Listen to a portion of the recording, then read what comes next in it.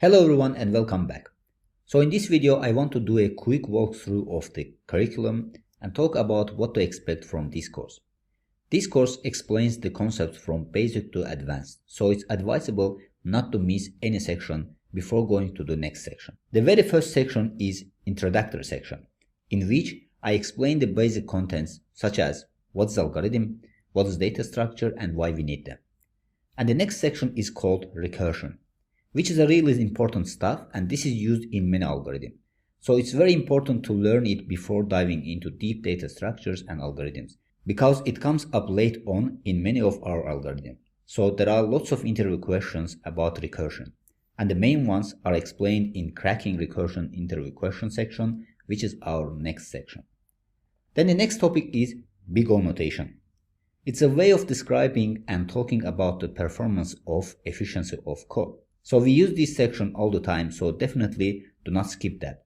And here also there are many interview questions related to big O. So the most asked questions are explained here in the section of cracking big O interview questions. Then we move on to the next section, which is called arrays, in which we have explained different types of arrays such as one-dimensional array and two-dimensional arrays. And we have introduced how they are represented in memory and time and space complexity for array operations. And here again, we have discussed the most asked interview questions in the section of cracking array interview questions section. Next, we shift over to talk about linked list, which is the longest section of this course. Here, we have covered all details of linked list with performing all operations on different types of linked list, such as single linked list, circle single linked list, double linked list, and circle double linked list. You will never find such detailed information on any other course on the internet about the linked list.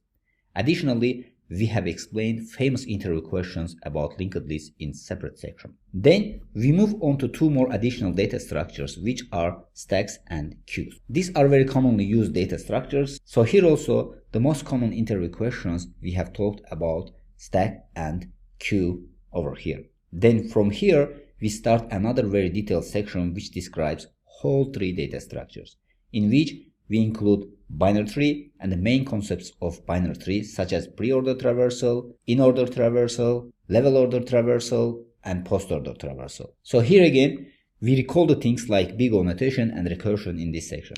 Then from here, we continue to the binary search tree. And then we are continuing to the AVL tree. And in AVL tree, we have covered important concepts like left-left condition, left-right condition, right-left condition, and right-right condition. Here we have implemented these conditions in inserting and deleting a node from AVL trees. So then we go to the binary heap, which is also related to trees, but here this is the very special case of tree. And we have talked about common operations of binary heap. And finally, we got to the last type of tree, which is trie. Trie takes characters as a node and is very useful, especially when you are developing applications like dictionaries. So we have talked everything about trie in this section. Then from here we move on to the hashing section.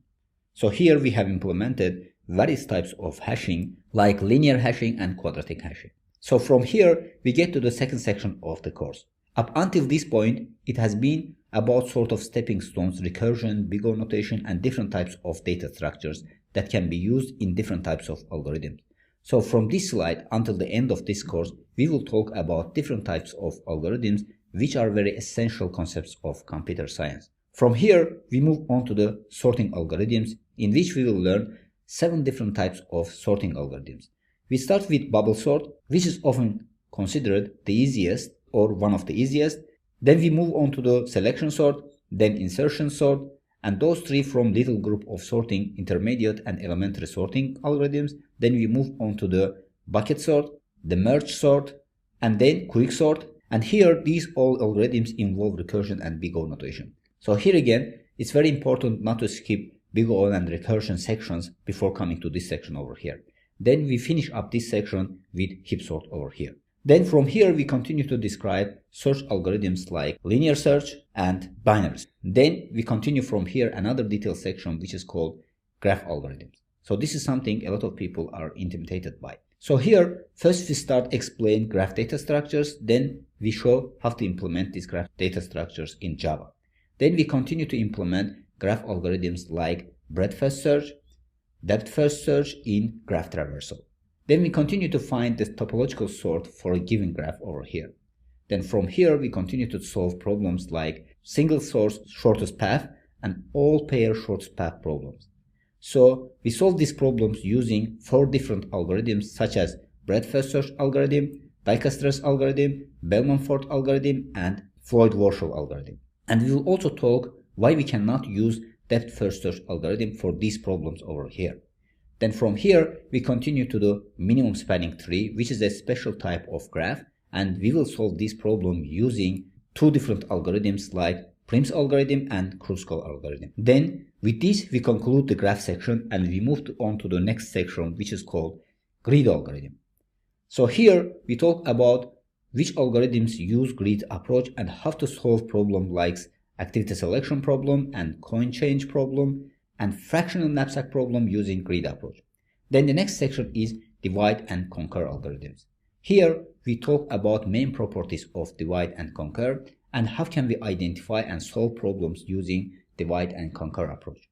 Then we will solve problems like number factor problem, house robber problem, convert one string to another string problem, then 0-1 knapsack problem.